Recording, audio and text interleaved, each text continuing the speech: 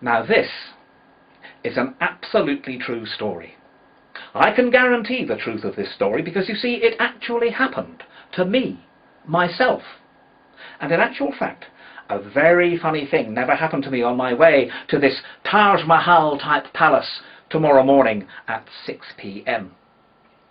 After breaking my fast with a corgi mallet, I was cantering over the mountains of Llanfair Pwllgwyngyll Gogerachwy and Robert Llantysilio Ogogoch in my little mushroom-powered mine scooter when I came face to face with the backside of an honest politician. Her name was Nicodave Camerclegg, and he was floating over the empty News of the World offices on a second-hand chocolate fireguard and selling "Condemn does it orally" stickers to a sleaze of journalists just rubbing up their pubic relations.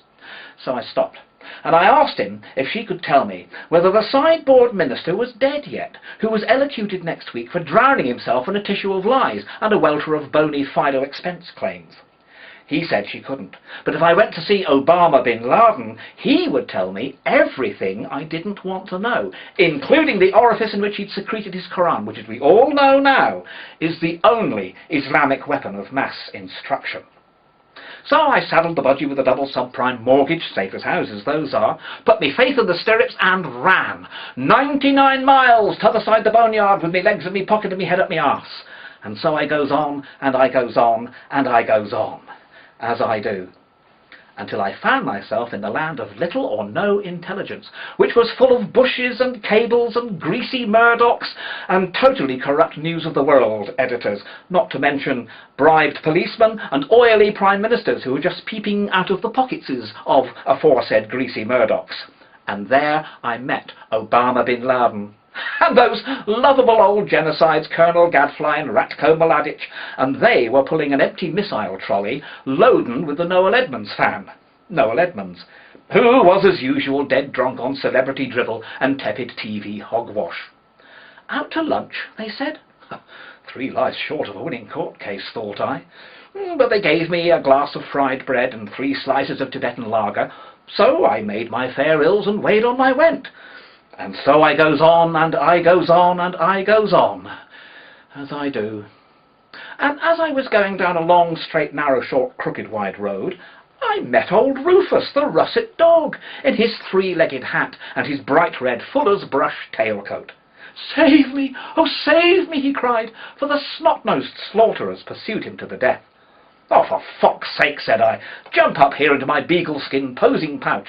There's room in there for you, beside the mad anarchist, the gay poet, and the son of dog." He jumped, and not a moment too soon, for up rode the snot-nosed slaughterers, and all the other big knobs and the rest of the Berkshire hunts. "I say," said Major Fuckfrog Llantwit Major, "where's the ruddy blighter gone?" "Straight ahead," I crisped, "across that 57-lane bypass, jammed with juggernauts, ruggernauts, buggernauts, and foreign cars." "Tally-ho!" they all ejaculated, and being English to a Burke, the Major rode ahead. Splat! They all went. "Thank you," said the Fox. And so I goes on, and I goes on, and I goes on, as I do. And by, and by the way, and by your leave, and by Our Lady, I came at last to Sir Gammer Vans's house, a red brick house built entirely of marshmallows, standing all alone by itself in the middle of 70 others just like it. And as I peered into the big, great, round, long, 3-square, triangular, upside-down little parlour, I couldn't see Sir Gammer Vans at all.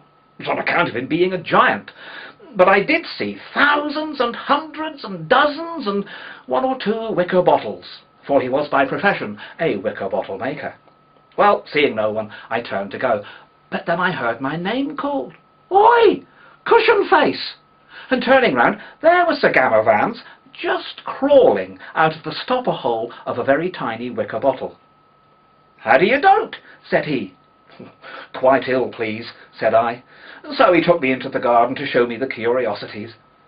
And there was a fox hatching out Thatcherite monetarist policies. And over in the corner there was an iron apple tree covered with oranges made of lead. And on the lawn of sand, in a box made of water, there was a live hare that his dog had killed yesterday. So I took up my bow and arrow, set fire to it, and shot it, but I missed, and my arrow went clean through it without touching it. I lost it forever, only finding it a bit later in a hollow tree. "Whoa!" cried I, "here's a flea's nest," and out jumped a herd of altruistic Tories. So I shot at them, and I killed a dead Lib Dem promise, flying over the Suez Canal, out of which I made the best mumbly, jumbly porky pie you've never heard. So awake, arise, and pull out your eyes, and see what time of day. And when you've done, pull out your tongue, and see what it can say.